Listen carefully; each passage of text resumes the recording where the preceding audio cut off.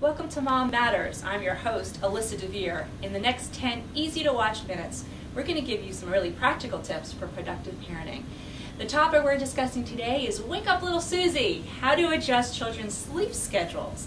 And we have an expert on hand, Dr. Kenneth Sassower, who's with the Sleep Disorders Unit at the Mass General Hospital, which is part of the neurology department here, I understand. It is. Excellent. Let's talk about getting our kids to sleep when we know there's a time change. Maybe we're traveling or daylight savings, or it could be a number of things, I suppose. That's right, and it really does sometimes have a pronounced effect. Even a change of 1 hour, let's say, from daylight savings time, can have a significant effect on children's sleep. And I received a lot of phone calls even when the Boston Red Sox were in the World Series. And folks were staying up late, and of course the children were staying up late. And that really seemed to have a profound effect. Even though it was a great thing for the city, it would have a profound effect. Maybe. I said it was the most dangerous time to be driving in Boston. Yeah, probably. And you know, with adults, we can caffeinate ourselves. With our children, we really shouldn't. That's right. That's right. So even 1 hour. And how long does it take for a child to kind of readjust? It depends. So, for example, if we're talking about a change, for example, on travel, a change in time zones, they say, it's been said, that it takes about a day to recover for a 1 hour switch in time zone. So, so depending on what the trip might be, if it's a trip to Europe, needless to say, maybe sometimes 6 time zones, it might take a long time, up to a week, for even to sort of adjust. It's sometimes even longer for some children who already have sleep difficulties to begin with. Okay, so how do you approach it? Like, you know that you're going to, let's not be something as dramatic as Europe for the moment, but let's say, you know, there's going to be an hour or 2 time change difference. What do you do as a parent? That's right. Well, the first thing I would do is try to assess and try to say, let's see, does Susie, given the topic, does Susie have trouble to sleep with in the beginning? If there's a problem that way, we sort of have to give some extra time. But in general, if let's say you're planning a trip, let's say in 2 months' time, I would start making adjustments, very subtle adjustments, probably a few weeks before the scheduled time. And how would I do it? I would probably do it by trying to get to the time, the desired time, in the travel zone by inching up, if you will, by no more than about 15-20 minutes every few nights. So that'll give you a couple of weeks to sort of get to the desirable time. You don't have to be perfectly situated to that time zone, but you have to approach it so that your child have an easier time. Now, what about, you know, how old do the kids, do we have to worry about this? Is it just the little kids, or does it go up into age as well? You know, it goes up to all ages, and you know, we don't think about it in young children because we don't, you know, often because they're pre-verbal, we don't really get a sense how, but it probably affects all of us, just like it affects adults, teenage children, younger children. It probably affects all of us, and to varying degrees, and it probably it can affect in subtle ways as well as more dramatic ways. Like for example, if you or I were sleep deprived, let's say for a couple days in a row, let's say, we might show it. We might be less attentive during the daytime hours. Grumpy. Yeah. Grumpy, more irritable. That happens as well with kids, and that will happen in classroom setting as well. Maybe not focus as much on what the teacher is saying. Maybe less attentive. Maybe less able to concentrate on what's going on.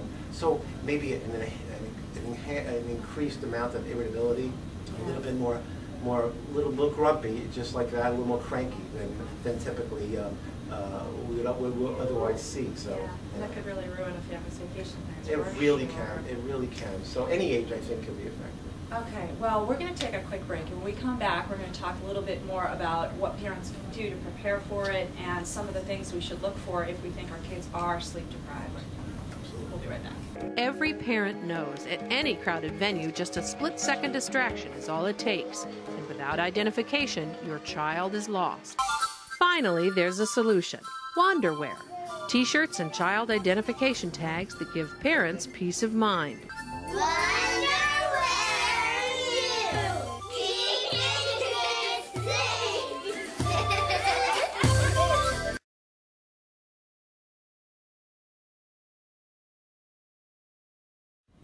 Welcome back to Mom Matters. We're here with Dr. Sassower talking about how to readjust our children to sleep schedules that may have been disrupted due to travel or other factors.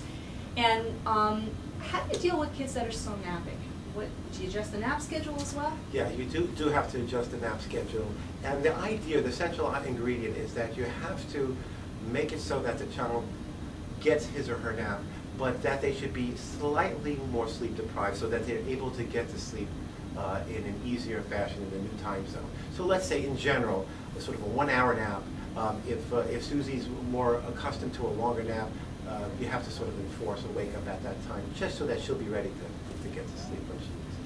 Okay, now my son, and I'm sure there's other people watching the show that feel the same way. I have tried a million ways to get my son to sleep later, particularly when there's a time change. We put him to bed later, sleep deprived, as you say, and he gets up the same time like a clock every morning. 5:30, he's up.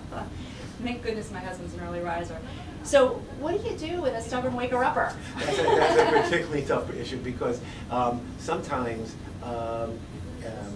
you hope that getting a little slightly less sleep will induce sleep the next night, but sometimes that doesn't happen, and sometimes sort of a fretful sleep begets fretful sleep. So it's a little bit of a problem that way, and sometimes it has to be taken on an individual basis. But in general, you want to have, once again, the child to be a little bit more sleep deprived the first night or so that he or she is able to get to sleep. And then if he or she wakes in the middle of the night at a time that's not convenient, you're hoping that the next night that they can make up for this sleep pattern. But that's not always the case, and so it becomes an issue. And in that case, if it's particularly a younger child, you might want to hold off on the nap in that context, only because you really want to induce more sleepiness on the following night. I know some parents will actually give their children Benadryl or them out. Right. I also know, talking to you during the break, that there are some medications and things people need to be aware of because they do the opposite. They'll keep the child awake. That's right. That's right. Such as what? Well, that's a great point. I mean, in terms of, we don't often think of cough syrup or decongestants as having stimulating properties. We often think, oh, well, we're sick, we're going to take it, we're going to go to sleep. But a lot of them have stimulant agents inside of them.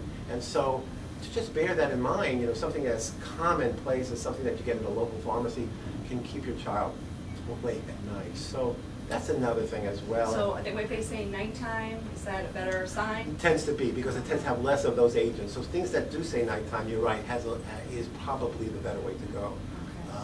Okay. And then the other thing would be, like, for example, avoidance of, specifically, for example, like the case that you mentioned, if you're chocolate, sort of with something simple like that may have a stimulant property. I mean, they do have stimulant properties, and so that's right. And so that may be a problem as well. Certainly for older children, the super energy drinks, I don't have to name each one, but you know what they are. They are loaded with caffeine. And so even if your child is, taking that before an athletic performance or having some exercise at the gym, it's probably it's going to be even more problematic during a trip. And sticking to the routine, the bedtime routine, I'm sure is an important part too, is Absolutely. keeping things standard, no matter where you are and what you're doing. That's a great point, and the most important thing is maintaining a consistent time of going to sleep, and that's often difficult to do because just living, it's so hard to maintain a schedule.